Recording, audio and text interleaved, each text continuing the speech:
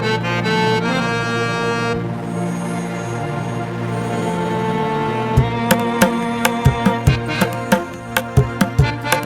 ସାଙ୍ଗମାନେ, ଆଜି ଆମେ ଗପ ଶୁଣିବା। ଗପର ନାଁ ହେଉଛି ଈଶ୍ୱର ଯାହା କରନ୍ତି ପ୍ରାଣୀର ମଙ୍ଗଳ ପାଇଁ।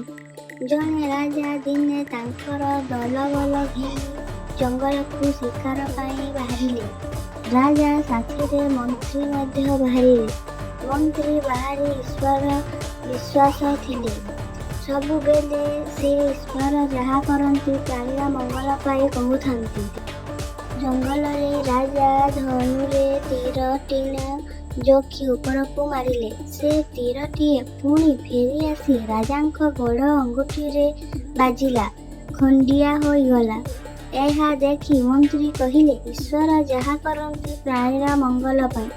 ଏହା ଶୁଣି ରାଜା ରାଗିଯାଇ ମନ୍ତ୍ରୀଙ୍କୁ ଜଙ୍ଗଲରେ ଥିବା ଗୋଟିଏ ବଡ଼ କୂଅରେ ଠେଲିଦେଲେ। ତାପରେ ଜଙ୍ଗଲରେ ବହୁତ ଜୋରରେ ପବନ ବୋହିବାକୁ ଲାଗିଲା। ସୈନ୍ୟ ସାମନ୍ତ ସବୁ ଯିଏ ଯୋଉଠି ହଜିଗଲେ। ରାଜା ଏକା ହୋଇଗଲେ। ତାପରେ ଜଙ୍ଗଲରେ ଥିବା ଜଙ୍ଗଲୀ ଲୋକ ଆସି ରାଜାଙ୍କୁ ଟେକି ନେଇଗଲେ। ତାଙ୍କ ଦେବତା ଠାରେ ବଳି ଦେବା ପାଇଁ ଯୋଗାଡ଼ କଲେ। ରାଜାଙ୍କୁ ଜଙ୍ଗଲୀ ଲୋକମାନେ ଦେଖିଲେ। ରାଜାଙ୍କ ଗୋଡ଼ରେ ରକ୍ତ ବାହାରୁଥିବା ଦେଖି ରାଜାଙ୍କୁ ଛାଡ଼ିଦେଲେ।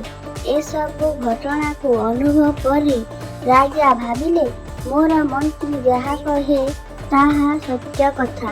ଈଶ୍ୱର ଯାହା କରନ୍ତି ପ୍ରାଣୀର ମଙ୍ଗଳ ପାଇଁ।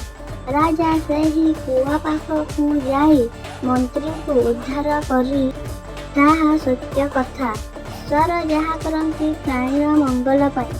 ରାଜା ସେହି କୂଅ ପାଖକୁ ଯାଇ ମନ୍ତ୍ରୀଙ୍କୁ ଉଦ୍ଧାର କରି କୁଣ୍ଢେଇ ପକାଇଲେ। ତାପରେ ସୈନ୍ୟ ସାମନ୍ତ ଏକାଠି ହେଇ ରାଜ୍ୟକୁ ଫେରି ଆସିଲେ। ଏହି ଗପରୁ ଆମେ ଶିଖିଲୁ, ଦୁଃଖ ହେଉ କି ସୁଖ ହେଉ, ଈଶ୍ୱର ଯାହା କରନ୍ତି ପ୍ରାଣୀର ମଙ୍ଗଳ ପାଇଁ। ମୋର ସାଙ୍ଗମାନେ, ଗପଟି କେମିତି ଲାଗିଲା କମେଣ୍ଟରେ ଲେଖି ଜଣାଇବେ। ନୂଆ ଅଛନ୍ତି ତ ଚ୍ୟାନେଲରେ ସବସ୍କ୍ରାଇବ୍, ଲାଇକ୍, ସେୟାର କରିବାକୁ ଜମାରୁ ଭୁଲିବେନି। ଶେଷ ପର୍ଯ୍ୟନ୍ତ ଗପକୁ ଶୁଣିଥିବାରୁ ଧନ୍ୟବାଦ।